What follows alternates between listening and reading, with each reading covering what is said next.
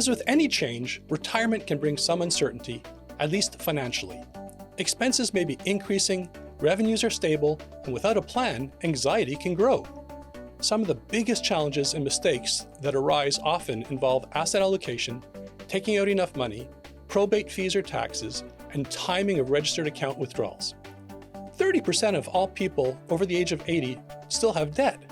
In some cases, that may be warranted, but whenever possible, try to ensure interest on that debt is tax deductible. Let's start with asset allocation. Should your asset allocation be set up for you or your next generation? If you have more funds than you need, you're actually investing for the next generation, and your asset allocation should reflect that reality.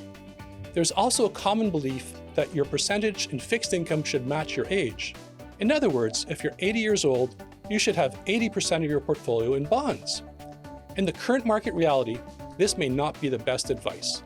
With government bonds yielding less than 2% and inflation running at 2%, should the funds be held in taxable accounts, you would actually be losing purchasing power each year, and that's before paying taxes.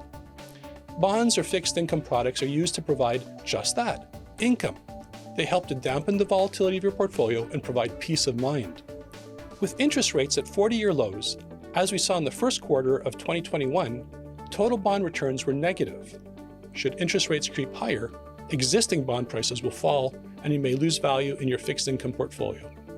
So, is your asset allocation working for you? After saving money for over 40 years in tax-free accounts such as RRSPs, it is easy to understand how habits are formed and easily continue. But why do people insist on not defunding their registered plans with an organized strategy? The unintended consequence of this approach is paying 53% to the government upon death. Not funding tax-free savings accounts with excess liquidity is another common error. Spouses are actually permitted to lend funds to contribute to a tax-free savings account without any income attribution back to them. You might as well take advantage of this opportunity. Another common source of concern is probate fees and taxes in general. There are some very simple solutions that require minimal planning to help you avoid becoming the government's best friend. Are you taking advantage of these solutions? And how about excess RRIF withdrawals? If you have contribution space in your tax-free savings account, are you better off contributing at the beginning of the year or the end of the year? I can help walk you through the exercise. Surveys say 30% of people over the age of 80 still have household debt. While certain types of debt may be beneficial in certain circumstances, do you really need the debt? There are occasions where the use of debt is warranted, such as with real estate. Please make sure the interest expense on your debt is tax deductible. Again, this is simple planning and is very beneficial. Estate freezes are a way of passing future growth of your assets onto the next generation. We'd be happy to discuss this anytime. As you can see, there's a lot to plan and talk about when approaching retirement.